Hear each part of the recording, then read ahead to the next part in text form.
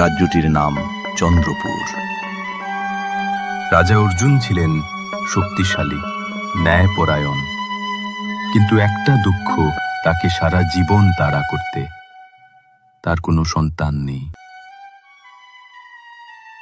রানী, প্রজারা সুখে আছে, রাজ্যও সমৃদ্ধ, কিন্তু আমার উত্তরাধিকারী নেই। রাজা, সবই ভাগ্য, সময় হলে সন্তান আসবেই।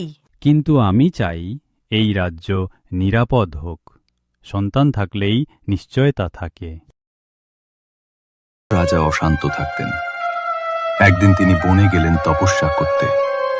7 দিন উপবাসের পর এক জ্যোতির্ময় পরী এসে উপস্থিত হল।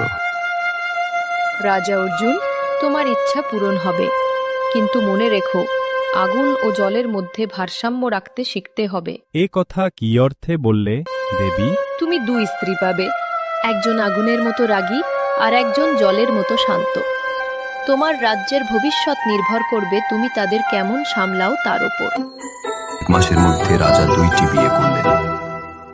প্রথম রানী অগ্নিমালা, চোখে লাল আগুনের ঝলক, স্বভাবে রাগী কিন্তু সাহসী ও আত্মবিশ্বাসী। দ্বিতীয় রানী জলকণা, স্বভাবে নরম, শান্ত, মিষ্টি হাসির নারী। 2 জনের মধ্যে প্রথমে মধুর সম্পর্ক ছিল, কিন্তু সময়ের সঙ্গে সঙ্গে ঈর্ষা জন্ম নিল। রাজা আজ আবার ওর ঘরে রাত কাটালেন। আমি রাজ্যের রক্ষার দায়িত্ব নিচ্ছি, আর সে শুধু হাসি আর সুরে রাজাকে বাঁচছে। দিদি, রাজা সবারই। আপনি রাজ্যকে ভালোবাসেন, আমি মানুষকে ভালোবাসি, 2 তো প্রয়োজন। তুমি বুঝবে না, আগুন না থাকলে আলো হয় না, আর জল না থাকলে জীবনও হয় না। রাজা অর্জুন চুপচাপ 2 জনের কথা শুনে। পরী সত্যিই ঠিক বলেছিল, আগুন আর জল দুজনেই প্রয়োজন। একদিন দূরের পাহাড়ে এক দানব জেগে উঠল, নাম ধুমর। সে রাজ্য দখল করতে চায় এবং শুরু করলো আগুন ঝড়। মহারাজ, মহারাজ, দানব ধুমর অর্ধেক বন জ্বালিয়ে দিয়েছে। রাজা সভায় ডাক দিলেন।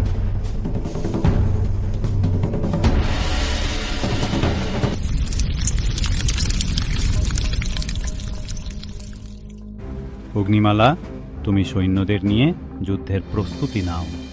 আমি আগুন দিয়েই আগুন নিভাবো মহারাজ। না রাজা, আগুনে আগুন নেভে না। আমি আমার জলের মন্ত্রে বৃষ্টি নামাবো। দুজনেই নিজেদের পদ্ধতিতে দানবকে হারাতে চায়। অগ্নিমালাদের নিয়ে যুদ্ধের ময়দানে নামলেন। তার শরীর থেকে জ্বলছে অগ্নিশিখা। ধুমর, রাজ্যের দিকে 1 পা বাড়ালে তুমি ছাই হয়ে যাবে। আমিও আগুন রানী, আগুনে আগুন উড়ে যায়। যুদ্ধ শুরু হলো। অগ্নিমালা লড়লেন প্রবল, কিন্তু দানবের অগ্নিশক্তি অনেক বেশি। আর আগুন দানবের শক্তিতে মিলিয়ে গেল। অগ্নিমালা আহত হয়ে ফিরে এলো। রাজা চিন্তিত।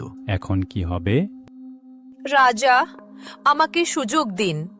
আমি প্রকৃতির কাছে প্রার্থনা করব। জলময়ী দেবী, তোমার কৃপায় জীবন ফিরে পাক। আগুন শান্ত হোক, মাটি বাঁচুক। আকাশ কালো হয়ে গেল। ধুমরের আগুন নিভে গেল প্রবল বৃষ্টিতে। কিন্তু বৃষ্টি এতটাই প্রবল হলো যে ডুবে যেতে লাগলো। অগ্নিমালা দৌড়ে এলো নদীর ধারে। জলকণা, তুমি রাজ্য ডুবিয়ে দিচ্ছ। আমি শুধু আগুন নেভাতে চেয়েছিলাম। তাহলে এবার আমায় দাও সাহায্য করার সুযোগ।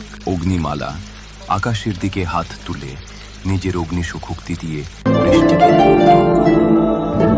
আগুন আর জল মিশে তৈরি হলো এক উজ্জ্বল রংধনু।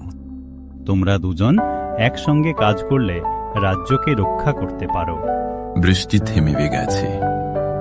রাজ্য আবার শান্ত। আজ তোমরা প্রমাণ করেছ, শক্তি আর সহানুভূতি, আগুন আর জল, 2 জীবন। আমি বুঝেছি, কেবল সাহস নয়, ধৈর্য ও শক্তি। আর আমি বুঝেছি কেবল শান্তি নয়, কখনো কখনো রাগও দরকার। হঠাৎ আকাশ আলোকিত হয়ে উঠল। সেই জ্যোতির্ময় পরী আবার এসে দাঁড়ালো রাজপ্রাসাদের উপরে। রাজা অর্জুন, তুমি পরীক্ষায় উত্তীর্ণ হয়েছ। আগুন ও জলের মধ্যে ভারসাম্য এনেছ। তোমাদের আশীর্বাদ স্বরূপ আমি তোমাদের একটি পুত্র দান করছি, যার চোখে আগুনের দীপ্তি আর মনে জলের কোমলতা থাকবে। সবাই আনন্দে কেঁদে ফেলল। বছর কেটে গেল, রাজ্য সমৃদ্ধ হল। মানুষ বলে চন্দ্রপুরে এখন সব সময় রংধনু দেখা যায়, যেন আগুন বউ আর জলের বউয়ের বন্ধুত্বের প্রতীক। হয়, এখন থেকে তুমি আমার বোন। আর তুমি আমার আগুন, যে অন্ধকার তারায়। এই রংধনুই আমাদের রাজ্যের নতুন প্রতীক। যেখানে আগুন আছে জলও থাকবে, যেখানে শক্তি আছে স্নেহ থাকবে।